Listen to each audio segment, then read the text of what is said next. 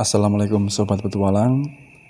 Di sore hari ini kita berada di Parenggan, Kecamatan Pati, wilayah Kabupaten Pati. Tepatnya kita berada di makam beliau, Sayyid Abdurrahman Al-Maktum dengan gelar Sunan Maktum. Siapakah beliau? Beliau adalah salah seorang ulama asal Timur Tengah yang diberi mandat oleh Khalifah Kerajaan Istanbul, Turki, yakni Sultan Muhammad I. Salah satu raja yang mempunyai kekayaan yang cukup banyak. Juga berperan penting atau andil besar dalam penyebaran agama Islam di Nusantara ini. Teman-teman Sobat Petualang bisa melihat langsung di dinding ini.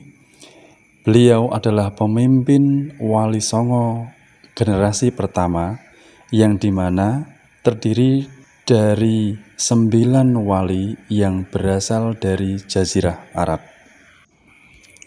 Beliau Sunan Maktum adalah keturunan baginda Nabi Muhammad SAW yang ke-25 dari Sayyidina Husain dengan sebutan nama Al-Maktum yang bermakna adalah orang yang didahulukan. Dalam artian di sini didahulukan adalah dalam penyebaran agama Islam, khususnya di tanah Jawa pada abad 14 Masehi, yang dimana beliau berdakwah sambil berdagang di semenanjung Malaya dan di sekitar Pulau Sumatera, Madura, dan Jawa.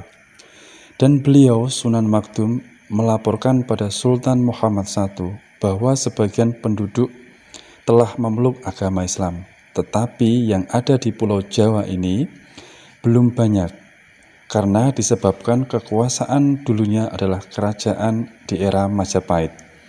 Untuk yang Jawa di bagian timur dan tengah adalah kerajaan Majapahit, dan untuk wilayah bagian baratnya dikuasai oleh kerajaan Pajajaran, yang dimana untuk area Jawa, timur, dan tengah ini dahulunya memeluk agama Hindu. Beliau Sunan Maktum sangat gigih dalam menyebarkan agama Islam. Dahulunya, setelah itu beliau menyebarkan agama Islam di Pasai, kemudian masuk ke area Jawa, tepatnya di Jawa Tengah, dan lebih tepatnya lagi di daerah Pati, dan sampai akhir hayatnya di sini beliau. Selain itu, untuk Wali Songo yang generasi pertama yang beliau pimpin, kita akan menjelaskan sedikit tentang banyak siapa sajakah ke-9 wali ini yang membantu beliau dalam menyebarkan agama Islam di Pulau Jawa. Jadi apa yang sudah kita jelaskan tadi, yakni Wali Songo yang generasi pertama ini yang berasal dari Jazirah Arab adalah generasi pertama, dan beliau-beliau ini sangat sama-sama gigihnya dalam berjuang untuk penyebaran agama Islam di Pulau Jawa.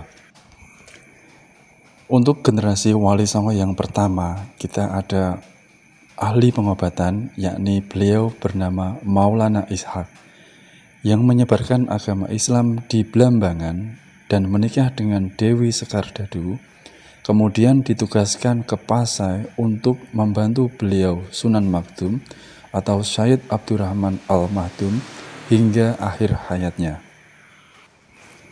Berikutnya adalah beliau Maulana Malik Ibrahim.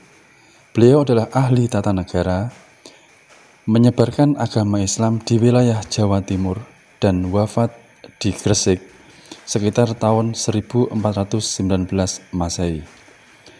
Dan ada lagi Maulana Ahmad Jumadil Kubro yang berdakwah dengan keliling.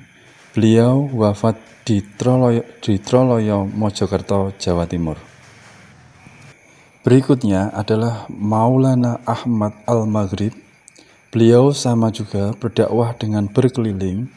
Beliau wafat pada sekitar 1465 Masehi dan makam beliau berada di Jatinom, Klaten, Jawa Tengah.